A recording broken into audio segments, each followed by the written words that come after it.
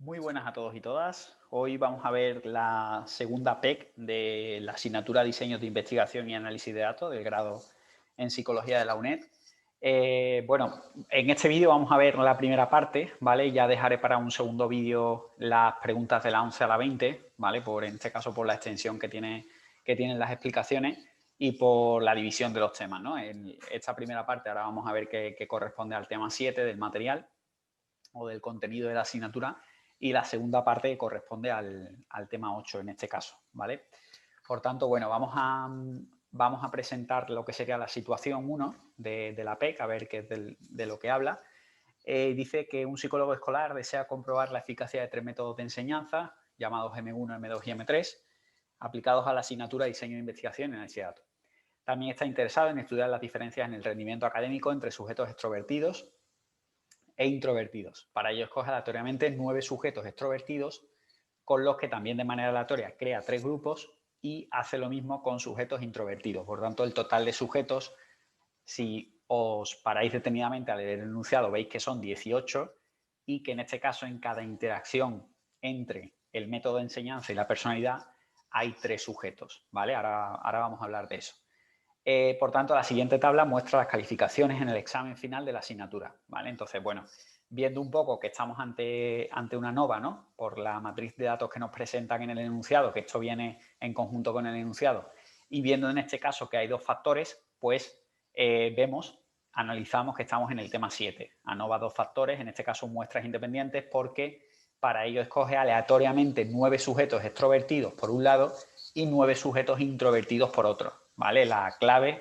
Una de las claves para saber si la muestra es independiente o relacionada, ya lo hemos dicho muchas veces en las clases, es que son aleatorias, ¿vale? En este caso la división de los grupos, la creación de los grupos. Por tanto, los sujetos no tienen nada que ver entre ellos.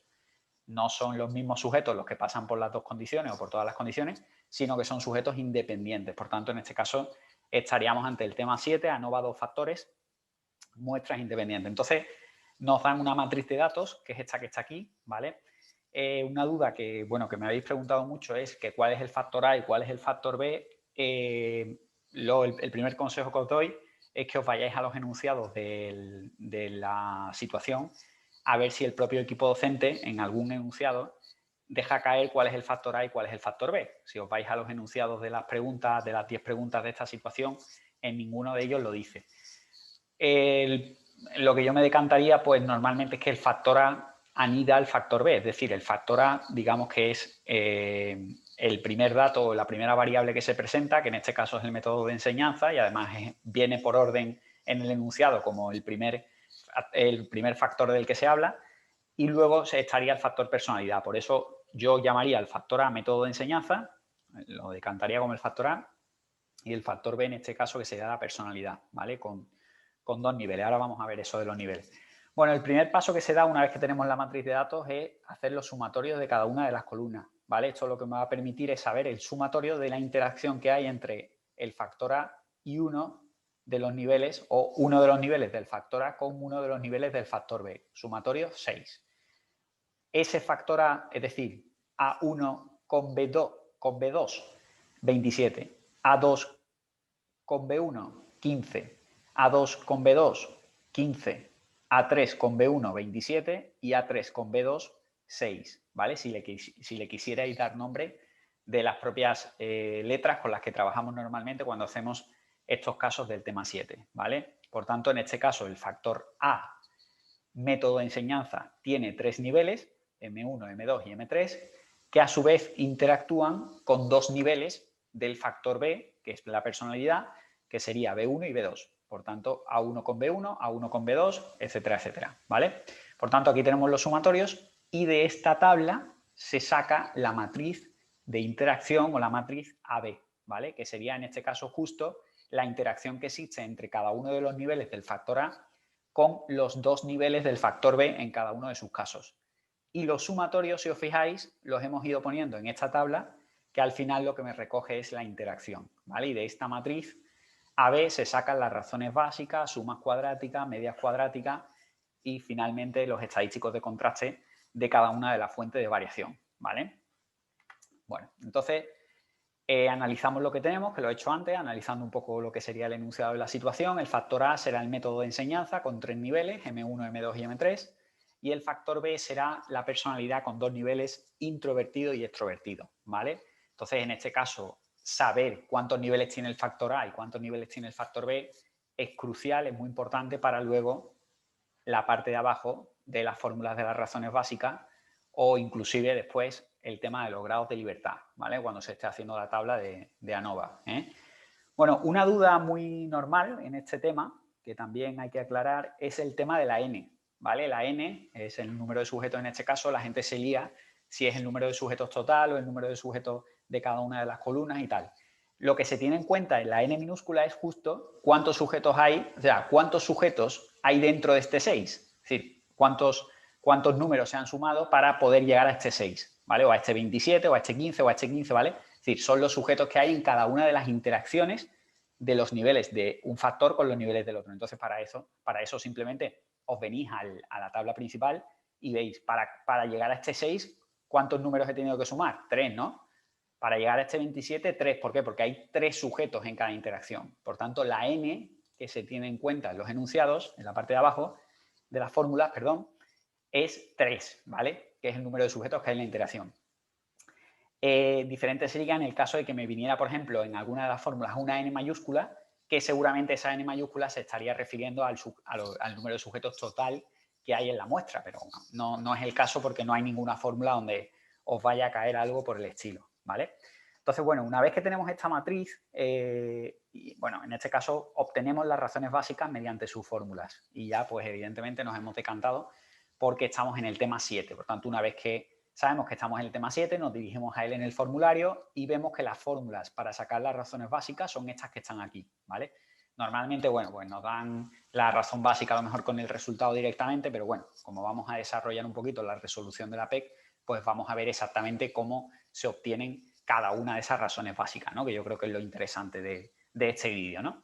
Entonces, en este caso, para la razón básica A, ¿qué se hace? Bueno, la razón básica A en este caso sería A1, A2 y A3, ¿vale?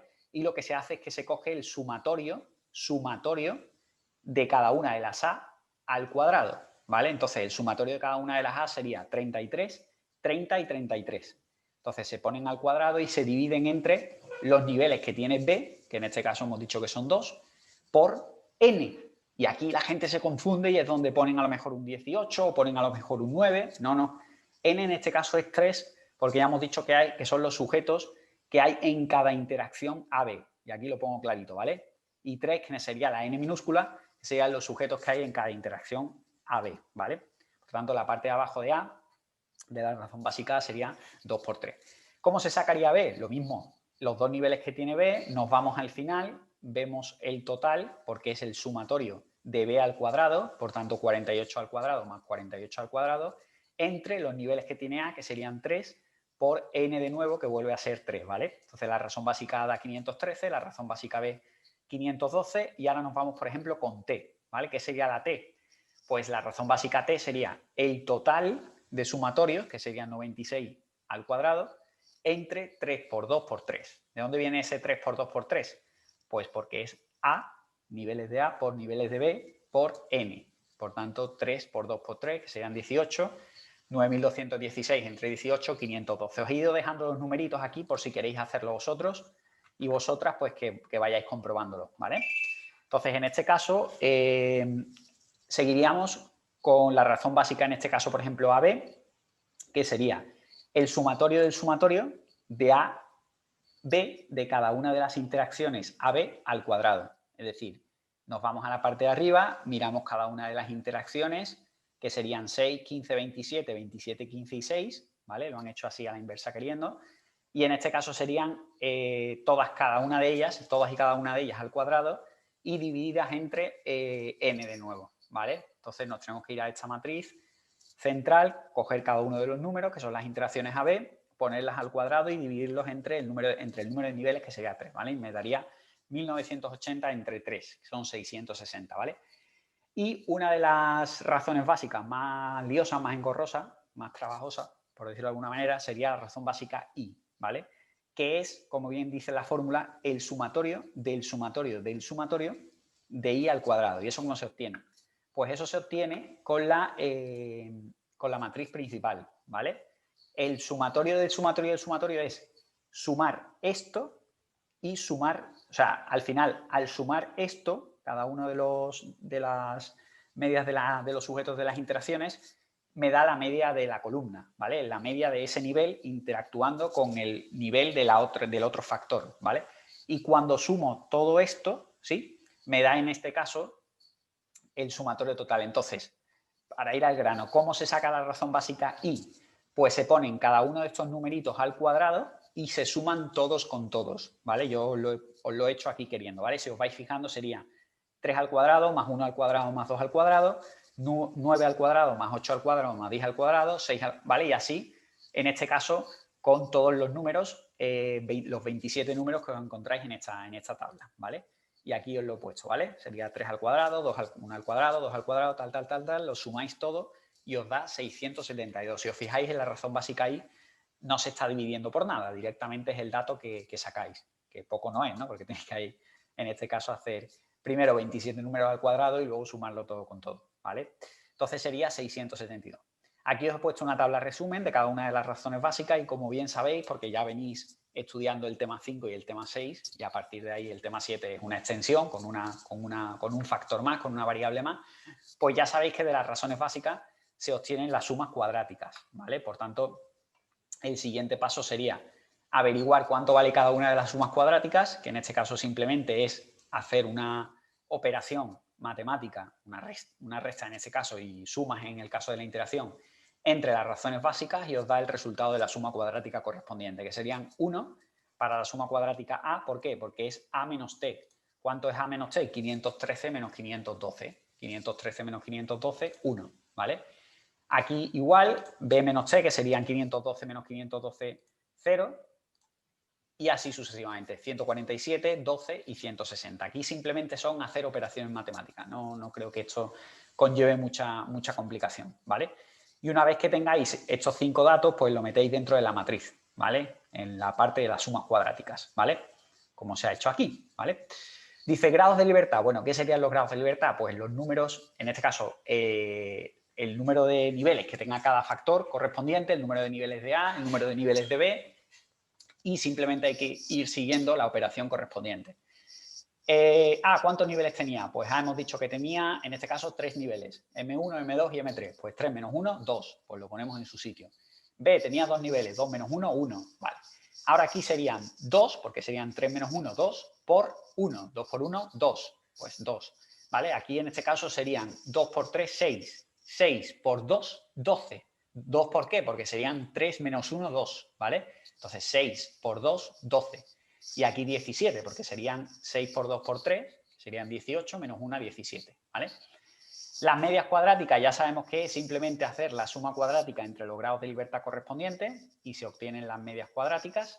Y para sacar la f, simplemente hay que coger la media cuadrática de esa fuente de variación correspondiente, la A, la B, la interacción, y dividirlo entre la intra, ¿vale? Entre la fuente de variación del error, ¿vale? Y entonces nos da lo que se llama típicamente, o lo vais a ver en los exámenes y en el libro, la f empírica, que es a lo que nosotros llamamos el estadístico de contraste, ¿vale? Luego lo que usamos para saber si nos quedamos con la hipótesis nula o con la hipótesis alternativa, ¿vale? Entonces, la f empírica en este caso da 0,5, 0 y 73,5, ¿vale? Si os fijáis, la f siempre se obtiene de dividir la fuente de variación buena, que es la fuente de variación correspondiente a la inter, a la parte buena, con la fuente de variación mala, ¿vale? Entonces, normalmente, si la f nos da un valor alto, como por ejemplo 20 o 30 o 40, significa que la fuente de variación buena es mucho mayor que la fuente de variación mala. Si nos da un valor cercano a 0, o en este caso a 1, porque 1 es de dividir un dato entre el mismo, significa que las dos fuentes de variaciones tienen un dato muy cercano. Y eso muy bueno no va a ser, para luego aceptar la hipótesis alternativa, que es lo que nos conviene. Seguramente mantendremos la hipótesis nula, ¿vale? Por tanto, en este caso, 0,5 no da muy buena vibración para quedarnos con la hipótesis alternativa, ahora lo vamos a ver. El 0, por supuesto, tampoco, y el 73,5 pues sí tiene pinta, bastante pinta de que sea significativa al final, ¿vale? Que nos quedamos con la hipótesis alternativa, ¿vale? Y entonces, ¿cómo se comprueba eso? Pues simplemente analizando haciendo el contraste. ¿Con qué hacemos el contraste? Con el valor crítico correspondiente, ¿vale? Que el valor crítico, ¿cómo se halla? Pues simplemente nos vamos con qué nivel de confianza estamos trabajando. Bueno, pues se supone que estamos trabajando con un 95%, ¿vale? Cuando no nos dice nada, que creo que en este caso no nos dice nada, pues estamos con un 95%. Cogemos los grados de libertad con los que se estén distribuyendo cada una de las Fs y nos vamos a la tabla de la F del 0,95 y cruzamos numerador con denominador, ¿vale? El numerador en este caso es la columna, que está a la izquierda del todo de la tabla, y el denominador, vamos a verlo, nos vamos a la tabla de la F correspondiente, vamos a irnos, esta es la del 0,90 y esta es la del 0,95, ¿vale? Entonces aquí tenemos el numerador, que es en este caso la fila, y el denominador, que sería la columna, ¿vale? Entonces, vemos con cómo se está distribuyendo cada una de las F. Esta se está distribuyendo con A-1 en el numerador y A por B por N-1 en el denominador, que en este caso serían 2 y 12 grados de libertad. Entonces nos vamos a la tabla, buscamos 2 en el numerador y 12 en el denominador, los cruzamos y nos da 3,885, ¿vale? 3,885, que en este caso sería el valor crítico correspondiente, ¿vale?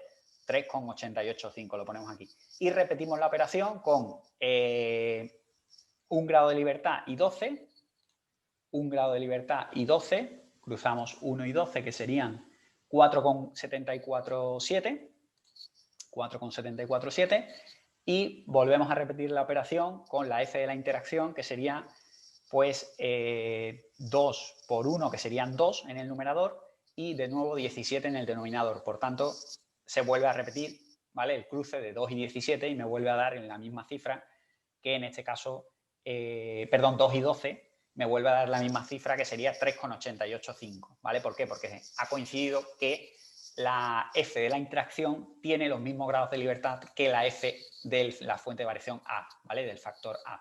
Por tanto, coinciden sus valores críticos, ¿vale? Bueno, ¿qué ocurre con el tema de los valores críticos? ¿Vale? Yo lo he explicado muchas veces desde el principio, pero bueno, lo vuelvo a explicar, no pasa nada. ¿Qué se hace con la F crítica? La F crítica es el punto que marca el umbral entre la hipótesis nula y la hipótesis alternativa, ¿vale? Entonces, normalmente se traza una especie de línea, ¿vale? Imaginaros, por ejemplo, aquí, todo lo que quede fuera de todo lo que quede por la izquierda de este punto, ¿vale? Significa que se queda dentro de la curva, que se queda dentro de la zona de la hipótesis nula. Y todo lo que quede a la derecha de este punto significa que se queda en la zona de la hipótesis alternativa, ¿vale? ¿Y quién marca este punto? Pues este punto lo marca el valor crítico, la F crítica correspondiente, ¿vale? En este caso el 3,885, el 4,74 y el 3,88, ¿vale? Entonces, por ejemplo, vamos a empezar con la F de la A y vosotros hacéis la operación con el resto, ¿vale? Sería 3,88 sería lo que me marcaría el umbral, ¿vale? El valor crítico sería 3,885, ¿vale? ¿Esto qué significa? Que del 3,885 hacia la izquierda, si el estadístico de contraste o la F empírica se quedara por debajo, significa que tengo que mantener la hipótesis nula, que no puedo aceptar la alternativa porque no tengo suficiente significación.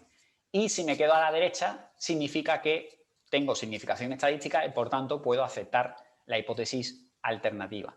Por tanto, en este caso vamos a buscar el número a comparar con el 3,88, que sería 0,5. Bueno, 0,5 en este caso pues se queda bastante dentro, ¿no? Bastante alejado hacia la izquierda, por tanto me quedo dentro de la hipótesis nula. ¿Qué significa esto? Que este resultado, la F de la A, no es significativo, ¿vale? La F de la A en este caso no es significativa. Significa que los métodos de enseñanza entre sí no presentan diferencias. Los tres métodos de enseñanza entre sí, M1, M2 y M3, no presentan diferencias suficientes en los resultados de las medias de los sujetos como para demostrar significación estadística.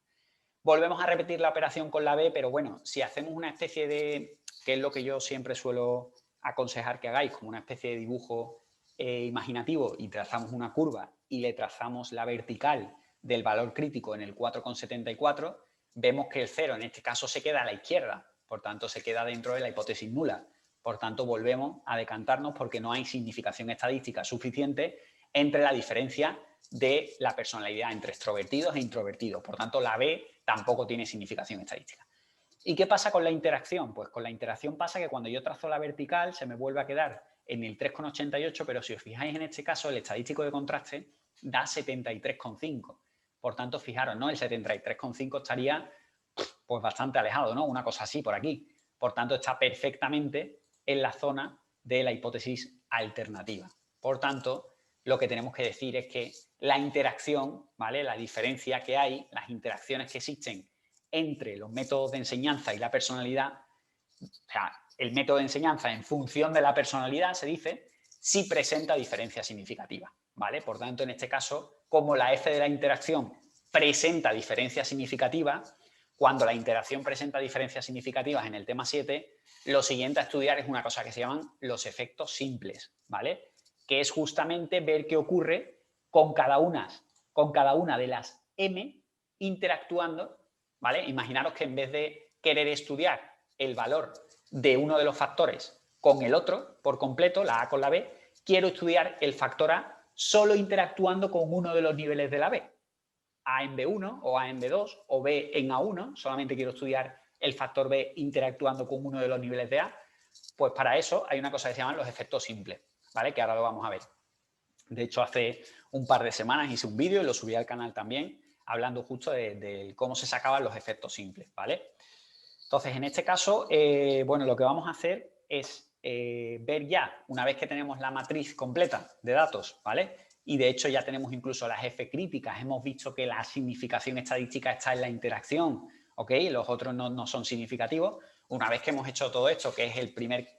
Yo lo he hecho así porque os he presentado toda la matriz de datos y hemos hecho como el cálculo de la tabla de ANOVA entera. Cuando estéis haciendo el examen, yo no os recomiendo que hagáis todo este lío de datos, porque a lo mejor solamente os hace falta, porque os pregunten en el examen, la suma cuadrática de A por B, la media cuadrática de A y la F de la interacción. Claro, ¿para qué voy a hacer todo este lío si nada más que me están preguntando 3 cosas? ¿Vale? Entonces yo os recomiendo que cuando estéis haciendo el examen vayáis leyendo los enunciados y vayáis haciendo las operaciones en función de lo que os haga falta por los enunciados, ¿vale? Que no hagáis toda la matriz. Yo la estoy haciendo porque en este caso lo que estamos haciendo es la resolución de la PEC y quiero que lo entendáis todo y cómo se hace la tabla en general. Pero cuando estéis frente al examen, simplemente las operaciones de lo que vaya haciendo falta, ¿vale? Bueno, pues vamos a ver lo que serían los enunciados, ¿vale? Los enunciados ya se responden un poco ya de seguido, porque bueno, como hemos hecho la tabla completa, pues ya simplemente hay que ir viendo el dato y hay que ir respondiendo en función del dato, ¿ok? Dice, el estadístico de contraste F para comprobar si existen diferencias entre los métodos de enseñanza, factor método de enseñanza es igual a, bueno, pues simplemente nos están preguntando por la F del método de enseñanza, que sería la F de la A, que sería 0,5, ¿vale? Por tanto, entre 0,5, 3,885, que era uno de los valores críticos, y 73,50, que creo que era otra de las F, efectivamente me están preguntando por la F de la A, por tanto contesto 0,5, ¿vale? La respuesta sería la A, ¿vale? Dice, el estadístico de contraste F para comprobar si existen diferencias significativas entre introvertidos y extrovertidos, el factor de la personalidad sería, pues simplemente me están preguntando por la F de la B, que sería 0, ¿vale? Y ya sabéis cómo hemos llegado hasta ese cálculo. Por tanto, respondo 0. Dice, el estadístico de contraste para comprobar si existe interacción es igual a... Bueno, me ha preguntado por la F de la A, me ha preguntado por la F de la B y ahora lo normal es que me pregunte por la F de la interacción, ¿vale? Por tanto, sería 73,5. Pues respondo 73,5, ¿vale? Dice, los valores críticos a partir del cual rechazamos la hipótesis nula, ¿vale? El valor crítico hemos dicho que era el umbral que marcaba la decisión de rechazar o no la hipótesis nula, ¿vale? Lo que yo os he marcado aquí como una línea vertical es justo lo que me divide la zona entre hipótesis alternativa, estaría a la derecha, e hipótesis nula, que estaría dentro de la curva, ¿vale? Entonces, me están preguntando que los valores críticos a partir de los cuales rechazamos la hipótesis nula son iguales para, y hemos visto que son iguales para el factor A y el factor interacción, que en este caso es que coinciden los grados de libertad y a la hora de irme a la F del 0,95 me coincidía el dato, ¿vale? Tenía 2 y 12 grados de libertad en numerador y denominador, cuando me iba a la tabla pues coincidía el dato. Por tanto, contesto que tienen igualdad en los valores críticos tanto el factor método de enseñanza como la interacción. Por lo tanto, sería respuesta B, ¿vale? Dice, tras realizar el ANOVA, obtenemos resultados significativos para el factor método de enseñanza, el factor personalidad o la interacción. Entonces, en esta pregunta lo que quiere es que comparéis lo que ya hemos hecho, la F empírica con cada una de sus F críticas y ver justamente que la que da interacción significativa, la que da significación, perdón, es la F de la interacción. Las otras dos se quedarían en la zona de la hipótesis nula porque no presentan la suficiente diferencia ni entre métodos de enseñanza ni entre factores de personalidad como para tener significación. Pero la interacción sí que lo hace, ¿vale? El método de enseñanza funciona mejor o peor en función de la personalidad. Eso es lo que quiere decir que esto presente significación estadística, ¿vale? Que el método de enseñanza funciona mejor o peor en función de si la persona es introvertida o extrovertida, ¿vale? Entonces, en este caso, pues efectivamente la interacción sí presenta resultados significativos. La pregunta 6 sería, tras analizar los resultados podemos concluir que los 3 métodos de enseñanza son igualmente eficaces, independientemente de la personalidad. Eso es mentira, porque la interacción me ha salido significativa, por tanto la A es falsa. B, si comparamos el rendimiento de sujetos extrovertidos e introvertidos en cada uno de los 3 métodos, observamos diferencias. Observamos que el rendimiento es el mismo en todos los métodos. Eso tampoco es verdad, porque es lo mismo que la A, pero preguntándotelo al revés. Y la C dice, la eficacia de los métodos de enseñanza depende de la personalidad de los sujetos, que es justo lo que me está diciendo cuando la interacción da significativa, ¿vale? En este caso, ya que la interacción es significativa, ¿vale? Por tanto, eso lo que quiere decir es que en función de la personalidad que tengan los sujetos, funcionan mejor o peor con un método de enseñanza que con otro, ¿vale? Por tanto, como la interacción ha dado significativa, la respuesta correcta sería la C, ¿vale? En la pregunta 6. La 7 dice, tras analizar los resultados podemos concluir que con el método de enseñanza M1 el rendimiento es el mismo en sujetos introvertidos y extrovertidos. Con el método de enseñanza M2 el rendimiento es el mismo en sujetos introvertidos y extrovertidos. Y el rendimiento de sujetos introvertidos y extrovertidos es el mismo en los 3 métodos, ¿vale? Mirad, para averiguar esta pregunta, para averiguar la pregunta 7, hay que hacer una cosa que se llaman los efectos simples, ¿vale? De hecho, una vez que la interacción me da significativa, ya puedo hacer efectos simples. Si la interacción no me hubiera dado significativa, los efectos simples no hay que hacerlos, señores, ¿vale? Eso no tiene sentido, ¿vale? Si la interacción no es significativa, ¿para qué voy a estudiar, por ejemplo, al factor A solamente con uno de los niveles de B, con B1 o con B2? Quiero ver qué ocurre si hago una interacción entre el factor B y solamente el nivel A1.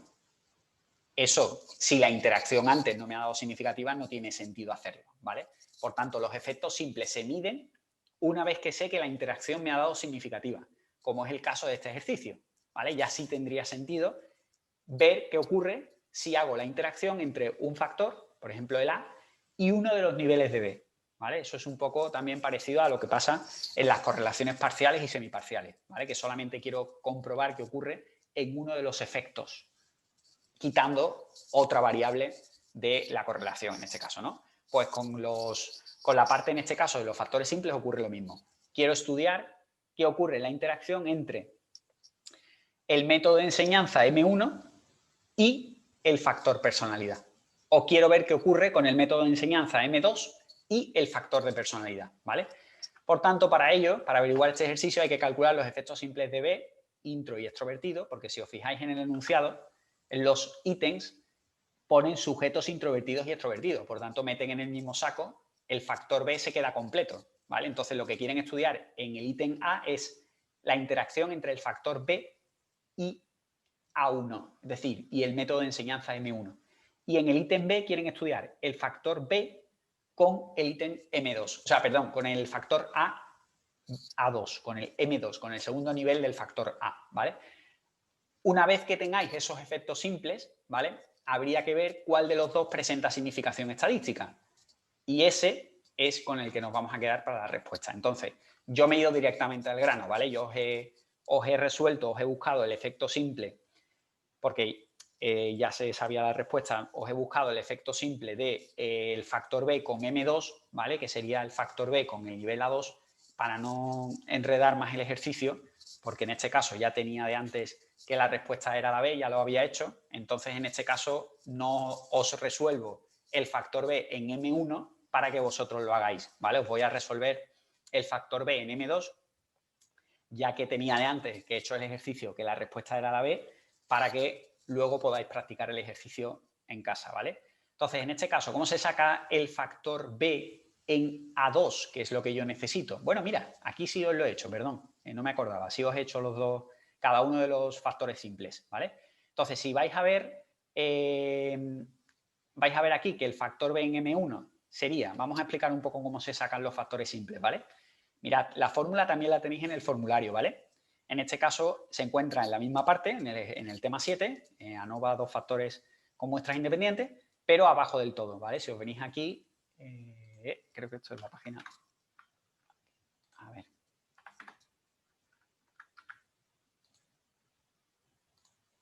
Vale, lo tenéis aquí, ¿vale? En la página del tema 7, en la siguiente página tenéis ejemplo del factor A en el nivel B1 y ejemplo del factor B en el nivel B2, ¿vale? Os pone un ejemplo de cada uno de los factores interactuando con otro subnivel del otro factor para que tengáis un ejemplo común, ¿vale? De tanto de un factor como de uno.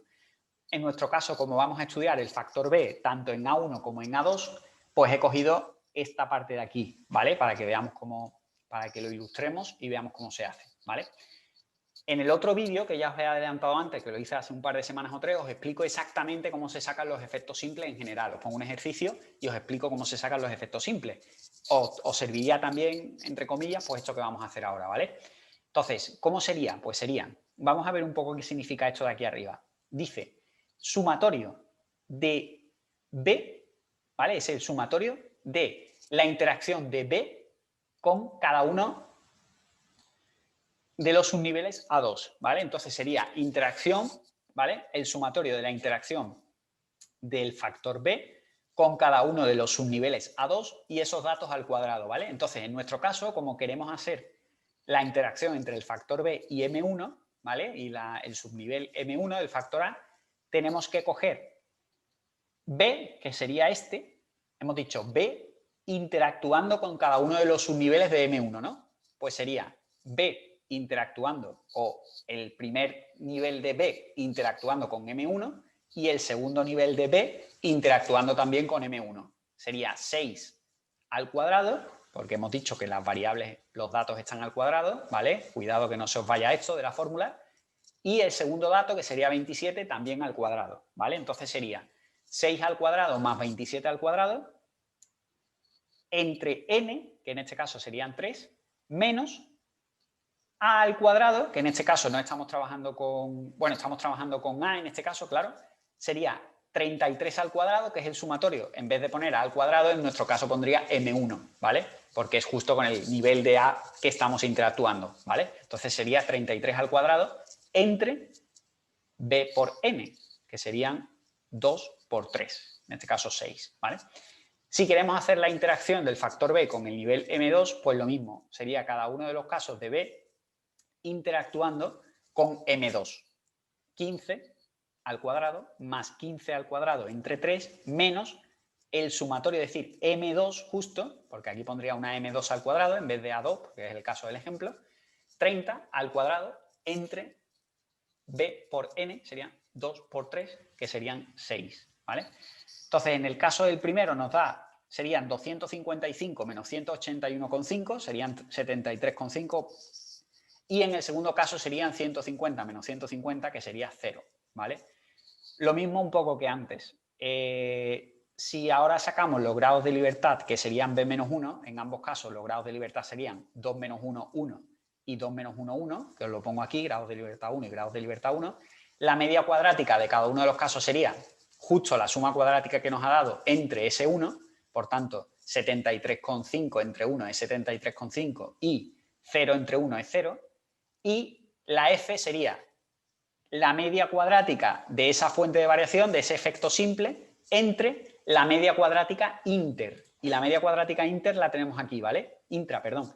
La media cuadrática intra es 1, ¿vale? Por tanto, lo que tenemos que hacer es 73,5 entre 1, 73,5, y 0 entre 1, 0, ¿vale?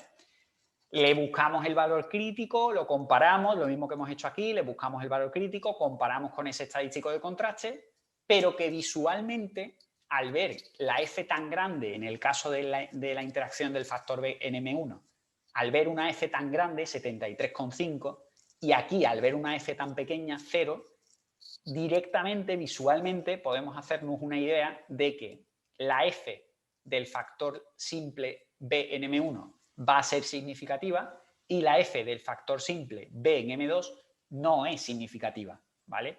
De hecho, el valor crítico en este caso creo que era 3,88 otra vez y el valor crítico en este caso pues será pues 2 y pico, 3 y pico, lo que sea, pero una F de 0 prácticamente una F de 0, una F de 1, de hecho creo que hay uno de los ejercicios de las preguntas un poquito más avanzadas que pregunta cuando sea la F1 si alguna vez va a dar significativa. Es que una F de 1 no va a dar nunca significativa.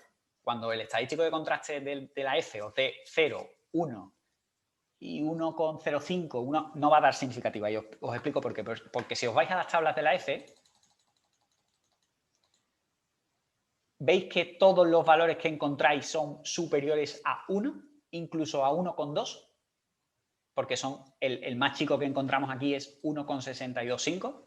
Por tanto, cuando os dé un estadístico de contraste de la F, 1, 0, 1,1, 1,12, siempre vais a mantener la hipótesis nula, porque no hay valor crítico que deje ese valor a la derecha, siempre lo van a dejar a la izquierda.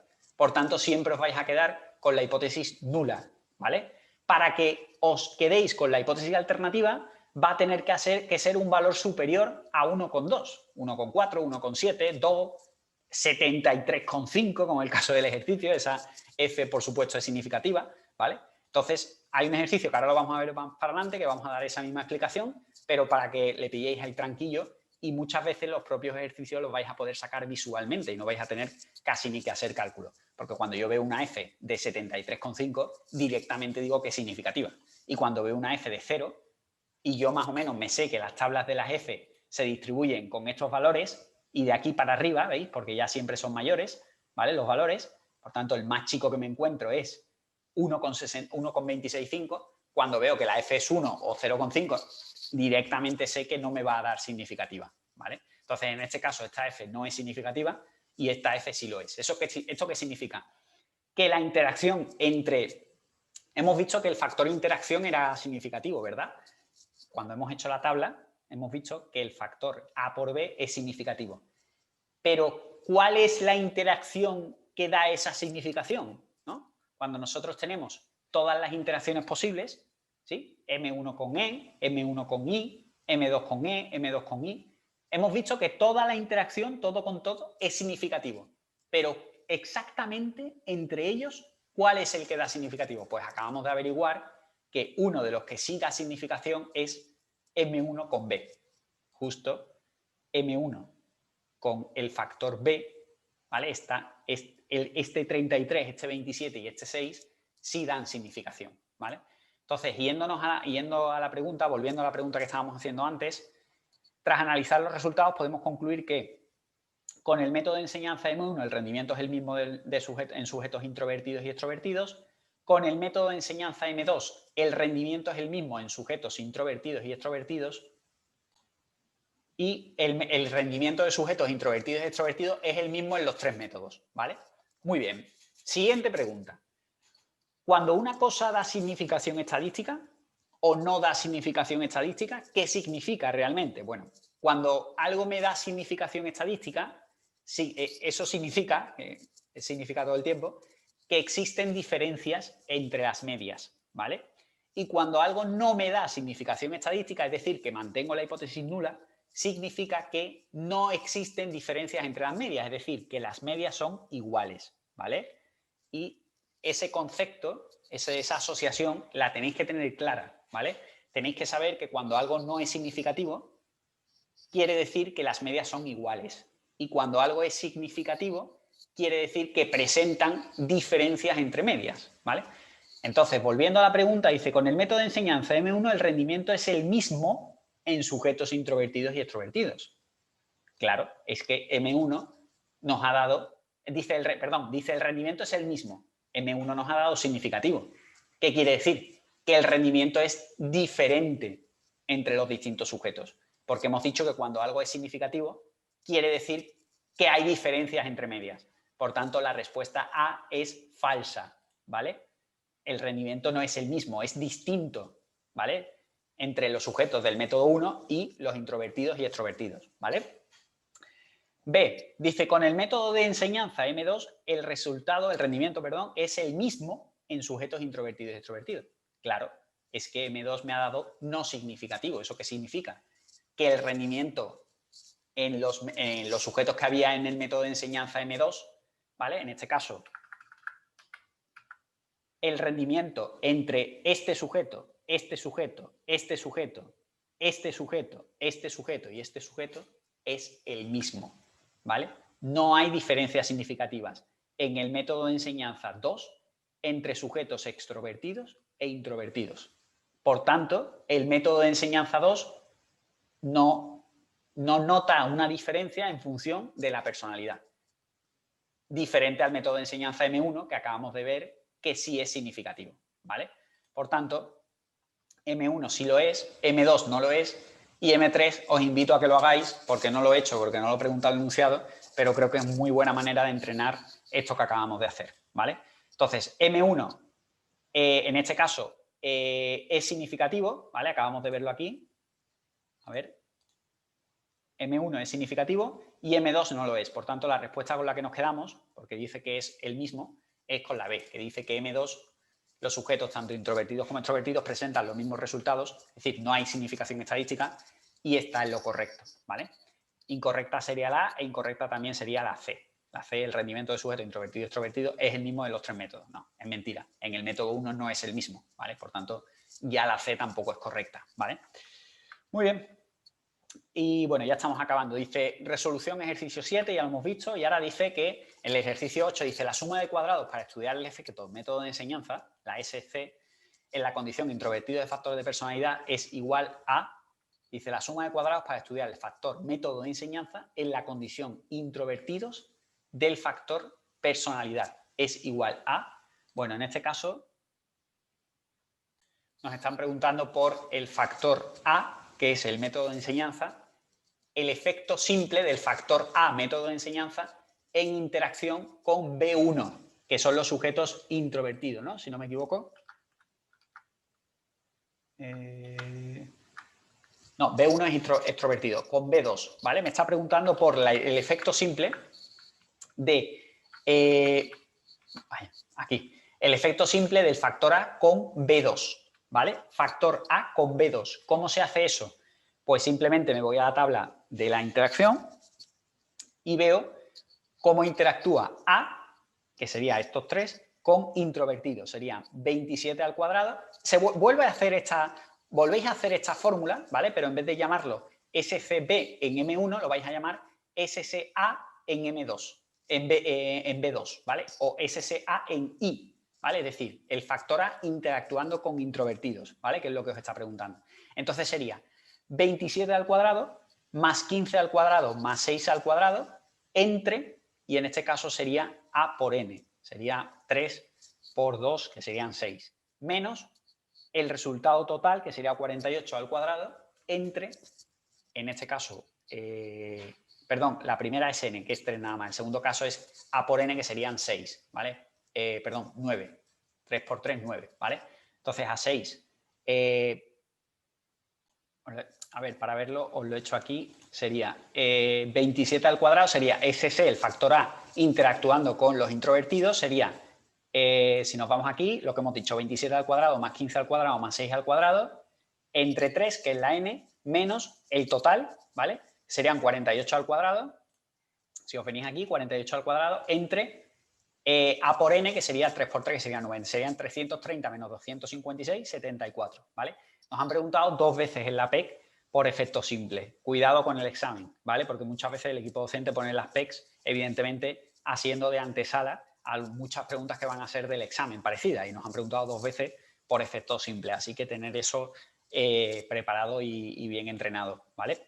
Entonces, en este caso sería 74. Si nosotros nos vamos a la pregunta correspondiente, pues marcamos la A, que serían 74, ¿vale? La 9 dice, asumamos que en una ANOVA de un factor con medidas independientes tenemos 4 niveles, siendo uno de ellos el grupo control, grupo 1. Si deseamos comparar la medida del grupo control con el resto de las condiciones conjuntamente mediante una prueba de Chefe, nos están dando una hipótesis ad hoc, que se llama, que me están dando la hipótesis antes de ponerme, no es post-hoc, es ad hoc.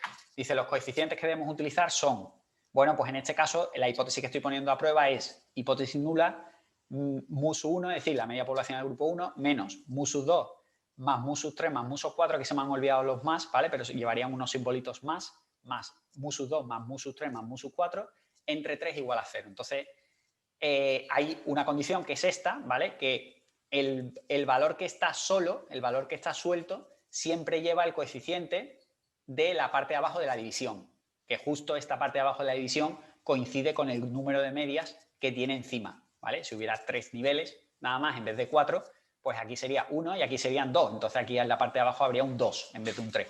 En este caso, como tenemos 3 medias aquí arriba, ponemos un 3. Y este 3 le corresponde a mu1. Por tanto, es el primer dato. ¿Y ahora qué hay que hacer? Pues ahora hay que buscar 3 números que cuando se sumen todos, el resultado de la suma de 0. ¿Vale? Por tanto, es 3 menos 1 y menos 1. ¿Por qué? Porque menos 1 más menos 1 más menos 1 es menos 3 y menos 3 más 3 es 0. ¿Vale? Hay que hacer un contrabalanceo nulo, que se llama. Es una de las condiciones para hacer la CR de Chefe, ¿vale? Cuando lo sumemos todo de 0. Entonces, la parte de abajo de la división se la damos al número que está suelto, a la media que está suelta, que sería mu1, sería el grupo que vamos a poner suelto, el grupo control, el grupo 1, y a la parte de arriba le tenemos que dar 3 valores que cuando le restemos a 3 nos dé 0. Serían menos 1, menos 1 y menos 1. Por tanto, ni esto. Esto sí está contrabalanceado de manera nula. 1 más 1 menos 1 menos 1, el resultado total da 0. Pero no cumple la condición de que la parte de abajo de la división hay que dársela a la media que esté suelta, ¿vale? Porque aquí no tengo ningún 3. Y esta podría cumplir la primera condición, la de que el 3 está aquí abajo, pero cuando sumas todos los valores entre ellos, el resultado no te da 0, ¿vale? Te da menos 6. Entonces, en este caso, no se cumpliría la segunda condición. Por favor, acordaros que para hacer los coeficientes de las hipótesis ad hoc, es decir, las hipótesis que os están dando antes, no es una hipótesis ad hoc, hay que hacer esas dos condiciones. Hay que hacer la formulita, en la media que se quede sola en la formulita se le da a la parte de abajo de la división, ¿vale? ¿Cuál se queda sola? La que nos diga el enunciado, que se quiere comparar. Y en la parte de abajo, ¿qué hay que poner? Pues ¿cuántas medias hay arriba? ¿Cuántas medias hay?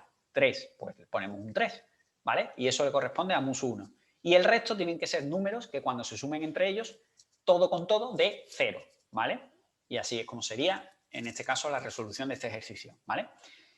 Y el ejercicio 10 es justo lo que estaba explicando antes, que visualmente podéis saber muchas veces si os quedáis con la hipótesis nula o con la alternativa, porque ya sabemos entre qué valores se mueven las tablas del final del formulario. Entonces dice, si en una ANOVA de un factor con medidas independientes tenemos un estadístico de contraste F1, entonces el factor puede ser significativo dependiendo de los niveles tal, nunca será significativo porque la varianza muestral intergrupos es igual a la varianza muestral intragrupos, o puede ser significativo dependiendo del nivel de confianza fijado por el... Bueno, total, el caso. Todos los valores críticos que podemos encontrar en las tablas F de este manual superan a la F empírica de este ejercicio, que es 1.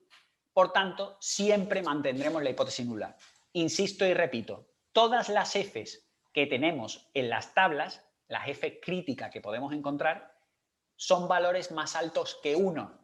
Por tanto, cuando hagamos el dibujito, aquí dentro tendremos el 1, o el estadístico de contraste será 1, y este valor que coloquemos como arista, como umbral, siempre será un valor superior a 1. Por tanto, da igual el valor que pongamos aquí, que el mío, el estadístico de contraste, siempre se va a quedar por la izquierda, ¿vale? Por tanto, siempre mantendré la hipótesis nula.